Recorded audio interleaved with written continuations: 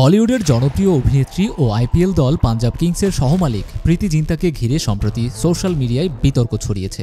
এক অনুরাগী নায়িকাকে জিজ্ঞেস করেছেন, ম্যাম, ম্যাক্সওয়েলের সঙ্গে আপনার বিয়ে হয়নি বলে উনি কি আপনার টিমে ভালো খেলতেন না? প্রশ্নটি অনেকেই হালকাভাবে নেওয়ার কথা ভাবলেও প্রীতি দিয়েছেন এর জোরালো জবাব।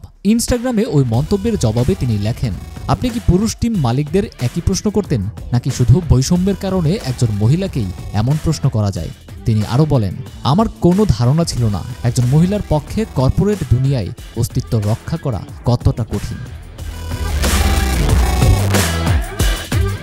তিনি এর সাথে আরও যোগ করেন, আমার মনে হয় আপনি মজা করে প্রশ্নটা করেছেন, কিন্তু ভালো করে প্রশ্নটার দিকে তাকিয়ে দেখুন আর বোঝার চেষ্টা করুন আপনি ঠিক কি বোঝাতে চাইছেন।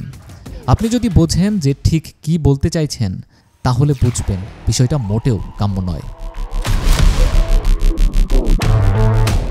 তিনি ওই মন্তব্যের উত্তর হিসেবে আরও লিখেন, গত 18 বছর ধরে আমি যোগ্যতার সঙ্গে কাজ করেছি।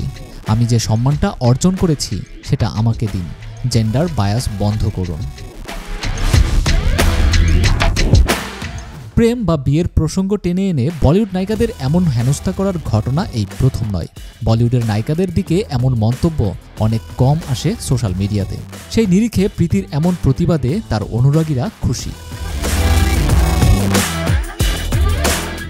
সম্প্রতি নিজের অভিনীত জনপ্রিয় ছবি কাল হো না হো এটি নিয়ে আবেগঘন পোস্ট দেন প্রীতি জিন্তা। তিনি জানান, তার প্রথম প্রেমিক সড়ক দুর্ঘটনায় মারা গিয়েছিলেন, যার ফলে ওই ছবির কাহিনী তার নিজের জীবনেও এক গভীর আবেগ তৈরি করে।